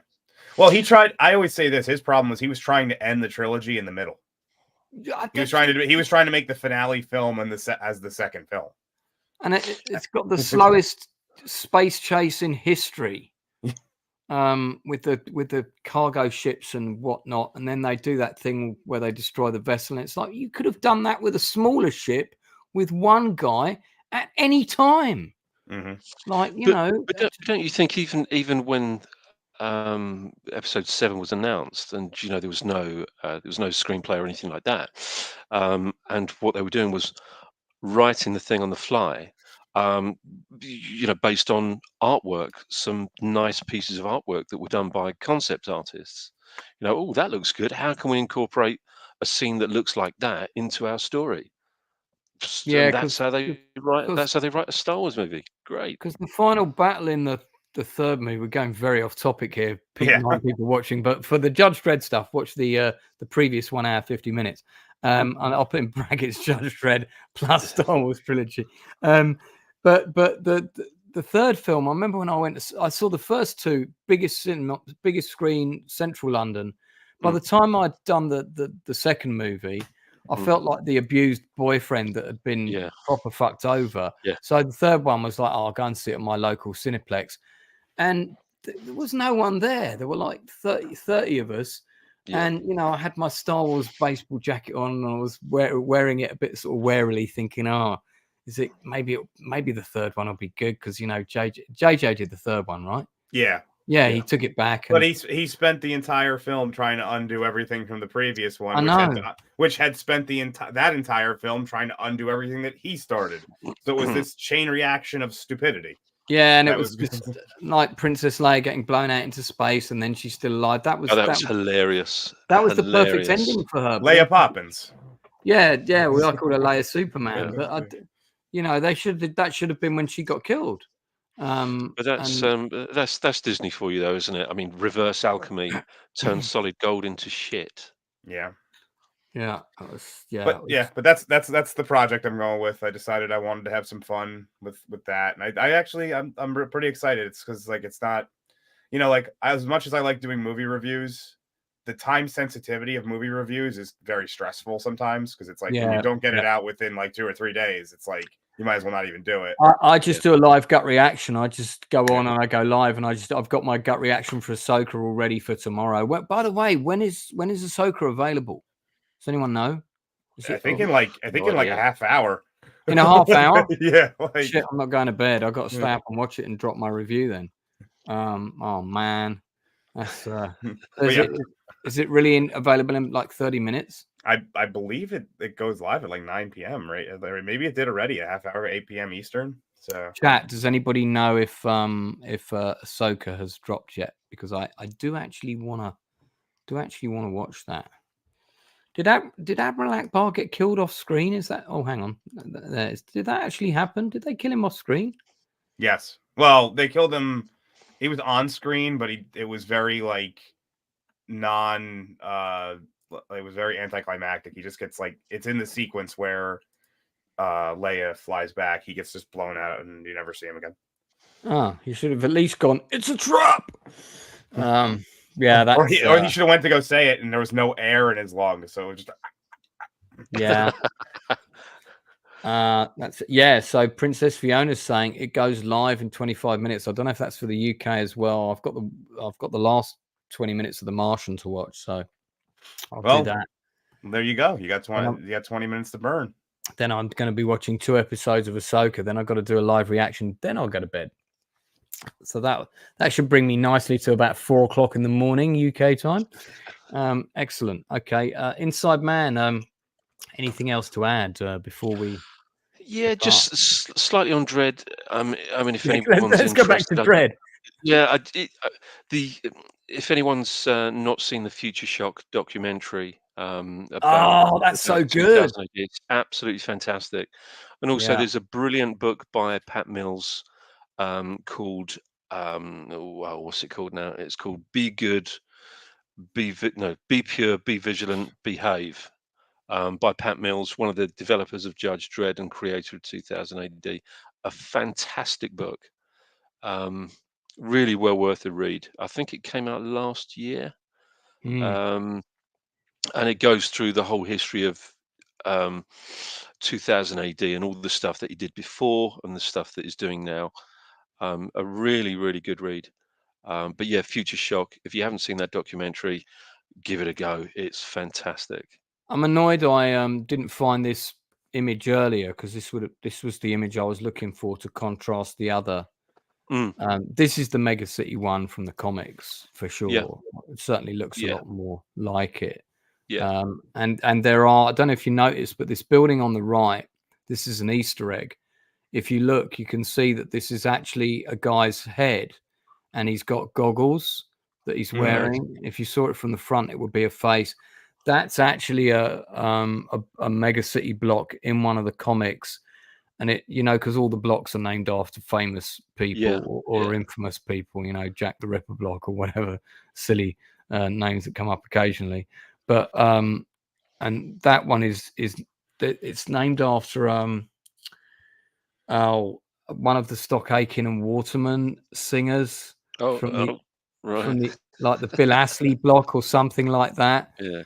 And they used to do that. They used to name blocks after people they wanted to take the piss out of in 2000 AD.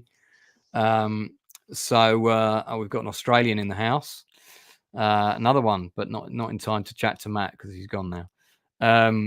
But yeah, so there was a lot of like stuff like that. They just really, they didn't have the. I mean, this is a matte painting, isn't it? I don't think it's CGI. Isn't this a matte painting? Because it looks like it's two. It looks like it's a foreground painting and a background painting with forced perspective. With Dredd on the bike here. I think this is the shot at the end of the movie, actually. So that might have been. It's nice though, isn't it? No, it is, and it like I said, it looks more like the kind of the Mega City one from the comics. Yeah. We got we got a little bit of, I guess, the aesthetic from the comics in the first film, but nothing else really. And then the second film, I think we got the tone of the comics and a decent story. And we really needed to see a second one. Anyway, all right, let's fantastic. wrap up. Because I know we're all tired, and Judge Dark's got to do 20 more streams.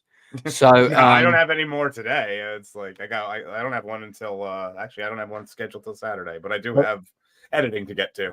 So. Anyone who's not subscribed to the channel, please do, because I'm going to try and get to 5,000 subs by the end of the year. I'm on 2,029 or something, so I want to get to 3K as soon as I can. Please tell your friends, share the streams, but check out the industry interviews on the channel, because they are interviews with people that work in the film industry.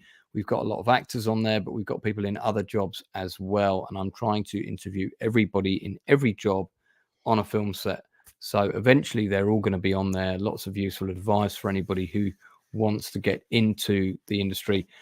Just remains for me to thank Inside Man and keep calling you Judge Dark Hour. Dark Hour.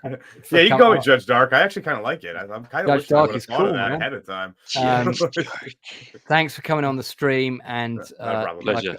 like I said, all my guests, you're always welcome anytime. And if you want me on yours, I'm there. Those of you that are in chat and have been sharing the stream and giving us comments and stuff, thank you so much for taking part. David Macy, congratulations on your prop win from Dredd. I've already given Inside Man your email, so he'll be in touch with you shortly. But all it remains for me to say is we'll be seeing you later. On that note, thanks very much, everyone. So don't forget, tomorrow night, 9:30, top 5 horror films from 1970 until 1990. We'll be on for a good couple of hours. It starts a bit earlier, but we're on with that tomorrow. Do come and check that out. And we'll be talking about Michael Mann's films this time next week. Last of the Mohicans, Heat, The Insider, all of that.